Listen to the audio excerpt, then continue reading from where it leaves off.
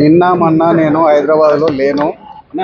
జరిగిన సంఘటన మీద కలెక్టర్ గారిని కలిసి అసలు ఎట్లా జరిగింది, ఎవరెవరు ఏ విధంగా అక్కడ వారిని ఊర్లకు తోలుకుపోయే విధంగా ప్రేరేపించారు అనే విషయం మీద నేను అడిగి తెలుసుకోవడం జరిగింది.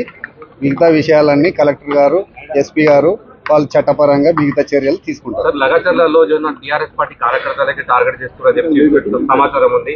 నిన్న తాండూరు ఎమ్మెల్యే గారు ₹1 ఇచ్చి ఈ దాడి చేయించాడు అని చెప్పి సమాచారం సార్. దాని మీద మీరేమంటారు?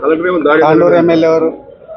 తాండూరు మనోహర్ రెడ్డి గారు చెప్పి నిన్న ప్రెస్ మీట్ లో ఏం జరిగిందనేది ప్రభుత్వంలో వాళ్ళు భాగస్వామ్యం ఉన్నారు కాబట్టి వాళ్ళకు కొంత ఇన్ఫర్మేషన్ ఉండొచ్చు. దాని మీద తాండూరు ఎమ్మెల్యే గారు మాట్లాడిండొచ్చు, కానీ ఏం జరిగింది అనేది నేను లేకుంటే అందుకోసం ఇప్పుడు తెలుసుకుంటున్నాను. నేను జిల్లా కలెక్టర్ గారిని కలిసి సార్, కలెక్టర్ గారు ఏమన్నా దాడి జరగలేదని చెప్తారు సార్. దాడి జరగలేదు, రైతులు దాడి చేయలేదు అని చెప్పి కలెక్టర్ గారు చెప్పిండ్రు, కానీ కొన్ని అసాంఘిక శక్తులు మాత్రం తప్పకుండా దాడి చేయడానికి ప్రయత్నించారు అనే విషయాన్ని వాళ్ళు క్లియర్గా కలెక్టర్ గారు చెప్పిండ్రు. దాడిని తీవ్రంగా ఖండిస్తున్నాం, తీవ్రంగా పరిగణిస్తున్నాం. ఎందుకంటే ప్రజాస్వామ్యంలో దాడులకు తావులేదు. ఒక ముఖ్యమంత్రి నియోజకవర్గంలో అభివృద్ధి చేద్దామని చెప్పి ఒక విధంగా ప్రయత్నం చేస్తుంటే ఇలాంటి అసాంఘిక శక్తులు అభివృద్ధి జరగకుండా నిరోధించడం కోసం ఈ విధంగా కుట్రలు చేసి, ఈ విధంగా దాడులు చేసి అధికారులను భయపెట్టించి అధికారులను పని చేయకుండా చేద్దామనే ఉద్దేశం ఏదైతే ఉందో ఆ ఉద్దేశాన్ని మేము తీవ్రంగా ఖండిస్తున్నాం. ఫార్మా కంపెనీ అగ్రరాజున టీఆర్ఎస్ పార్టీ ఎట్టి పరిస్థితుల్లో పెట్టొద్దని చెప్పి చెప్తారు సార్, మీరేమంటారు మీరు? ఇదే ఫార్మా కంపెనీ పేరు మీద ఇబ్రహీంపట్నం నియోజకవర్గంలో 1000 ఎకరాలను టీఆర్ఎస్ ప్రభుత్వం సేకరించింది. మరి అప్పుడు ఏ విధంగా సేకరించింది? ఇప్పుడు ముఖ్యమంత్రి కాన్స్టిట్యున్సీ తన నియోజకవర్గాన్ని అభివృద్ధి చేద్దామని చెప్పి వేలాది మంది, వందలాది మంది యువకులకు ఉద్యోగాలు ఇప్పిస్తామని చెప్పి ముఖ్యమంత్రి గారు ప్రయత్నం చేస్తుంటే ఈ విధంగా అడ్డుకోవడం అనేది కేటీఆర్కు, హరీష్ రావుకు ఇది తగదు. ఏ విధమైనటువంటి వెనుకడుగు వేసే ప్రసక్తి లేదు. అక్కడ తప్పకుండా ఇండస్ట్రీస్ వస్తాయి. ఫార్మా కంపెనీ కాదు, ఇంకా రకరకాల ఇండస్ట్రీలు వస్తాయి. అక్కడ పారిశ్రామికంగా చాలా ముందరికి తీసుకుపోయి చేసి అభివృద్ధి చేయడం జరుగుతుంది. కాంగ్రెస్ పార్టీ టీఆర్ఎస్ నాయకులని మాజీ ఎమ్మెల్యేలను టార్గెట్ చేసి ఈ రోజు భయమంత్రాలు చూసి అక్రమ అరెస్ట్ చేసి ఈ రోజు నరేందర్ రెడ్డి గారు కూడా అరెస్ట్ అయింది. దాని మీద మీరేమంటారు? నిన్ననే నేను టీవీలో చూసిన ఐజీ గారు దాని మీద క్లియర్గా ప్రతిస్పందించారు. ఎవరైతే ఆ ఇన్సిడెంట్లో ఎవరెవరికి భాగస్వామ్యం ఉందో వాళ్ళని మాత్రమే తప్పకుండా వదిలిపెట్టేది లేదు, వాళ్ళని తప్పకుండా కేసులు కడతామని చెప్పిండ్రు.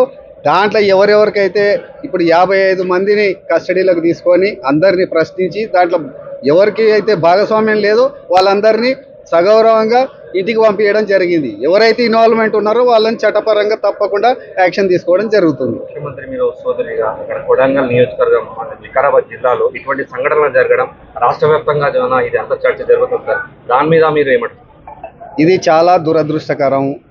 దీంట్లో టీఆర్ఎస్ శక్తులు, యుక్తులు అన్నీ పనిచేసినాయి. వాళ్ళందరూ కలిసి ఈ విధంగా ప్రయత్నం చేసి కొడంగల్ నియోజకవర్గాన్ని, ముఖ్యమంత్రి పేరు ప్రతిష్టలను భంగం కలిగించాలనే ఉద్దేశంతో హరీష్ రావు, కేటీఆర్ ఈ విధంగా ప్లాన్ చేసి ఈ విధంగా అడ్డుకుంటున్నారని చెప్పి చెప్తున్నారు. ఇప్పుడు అక్కడ రైతులు కాదు అరెస్ట్ అయ్యేది, టీఆర్ఎస్ కార్యకర్తలు అని చెప్పి ఈ రోజు మహేష్ రెడ్డి గారు చెప్తున్నారు, ఆనంద్ గారు చెప్తున్నారు, మీరేమంటారు? మహేష్ రెడ్డి గారు చెప్పినా, హరీష్ రావు చెప్పినా, కేటీఆర్ చెప్పినా ఏ టీఆర్ఎస్ కార్యకర్తను ఎవరిని వేలాది మంది టీఆర్ఎస్ కార్యకర్తలు ఉన్నారు కొడంగల్, వాళ్ళందరినీ అరెస్ట్ చేస్తున్నారా? ఆ ఇన్సిడెంట్లో ఎవరెవరికి భాగస్వామ్యం ఉందో వాళ్ళని మాత్రం తప్పకుండా ఆ టీఆర్ఎస్ కార్యకర్త కావచ్చు, ఇంకెవరైనా కావచ్చు, ఏ అసాంఘిక శక్తి అయినా కానీ వదిలిపెట్టే ప్రసక్తి లేదు. గ్రామాలలో ఇంటర్నెట్ సర్వీస్ తీయడం కానీ, అక్కడ తాండావాసులను భయభ్రాంతులకు గురి చేయడం కానీ మీరు ఎలా చూస్తారు సార్? భయభ్రాంతులకు గురి చేయడానికి ఏముంది? ఎవరంతా వాళ్ళు స్వేచ్ఛగా ఉన్నారు. అరెస్టులు ఎలా చూస్తారు? అరెస్టులను ఖచ్చితంగా అరెస్ట్ చేయాల్సిందే. ఎవరికైతే పాత్ర ఉందో వాళ్ళని తప్పకుండా అరెస్ట్ చేయాలి. ఎందుకు చేయొద్దు? ఇప్పుడు అభివృద్ధి చేస్తుంటే అభివృద్ధి చేసి నిరోధకులను తప్పకుండా చట్టపరంగా నీకేదన్నా ఉంటే, నీకేదన్నా ఇబ్బంది ఉంటే బాజాప్తా కలెక్టర్ గారు ఎప్పుడైనా ఆఫీస్కి రావచ్చు, కలెక్టర్ గారికి చెప్పొచ్చు, ప్రభుత్వానికి చెప్పొచ్చు, ఎవరికైనా చెప్పవచ్చు. కానీ దాని ముసుగులా మేము దాడులు చేస్తాము, అధికారులను భయపెట్టిస్తాము, కలెక్టర్ను కొడతాము, చంపుతాము అనే విధంగా మీరు ఒకసారి గమనించండి, వీడియోలు చూడండి. ఎంతెంత లావు రాళ్ళు తీసుకొని కార్ల మీద వేసిండ్రో మీకు చూస్తే తెలుస్తుంది. ఇట్లాంటి వాటిని కూడా హరీష్ రావు, కేటీఆర్ ప్రోత్సహిస్తామంటే మరి హరీష్ రావు, కేటీఆర్ కూడా మల్లన్న సాగర్లో వందలాది మంది రైతులను రాత్రంతా ఊర్లు తిప్పి కొట్టి చేసి ల్యాండ్ అక్విజిషన్ చేసిరు. ఇప్పుడు అట్లా ఏమైనా జరుగుతుందా? ప్రజాస్వామ్యయుతంగా ప్రజలతోని సంప్రదించి ల్యాండ్ అక్విజిషన్ చేయాలని చెప్పి కలెక్టర్ గారు, అడిషనల్ కలెక్టర్ అందరు అధికారులు అందరూ వచ్చి అక్కడ కూర్చొని మాట్లాడి నచ్చజెప్పి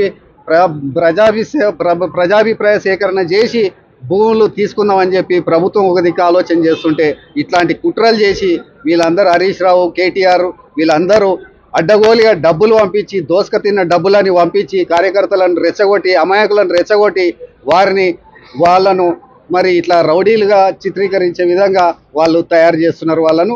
ఇది మంచి పద్ధతి కాదు. కడా చైర్మన్ వెంకటరెడ్డి గారి పరిస్థితి ఎలా ఉంది? మీరు పరామర్శించారా? అసలు కలెక్టర్ గారు ఏం చెప్పారు? కడా వెంకటరెడ్డి గారి ఆరోగ్యం మంచిగా ఉంది. నేను ఫోన్లో మాట్లాడినా ఆయన ఇంట్లో డాక్టర్స్ ఇంట్లో రెస్ట్ తీసుకోమని చెప్పిండ్రు. వారికి కొంత ట్రీట్మెంట్ కూడా జరుగుతుంది. వారి చెవికి మరి దెబ్బ తగిలింది, దానికి కూడా ట్రీట్మెంట్ జరుగుతుంది. ఆయన ఇంట్లో రెస్ట్ తీసుకుంటున్నాడు. నరేందర్ రెడ్డి ఇంకో రెడ్డి ఎవరు అనేది కాదు, దాంట్లో భాగస్వామ్యం ఎవరికి ఉన్నా చట్ట పరిధిలో వాళ్ళకి అది తప్పదు. చట్టం తన పని తాను చేసుకుపోతుంది. Thank you sir.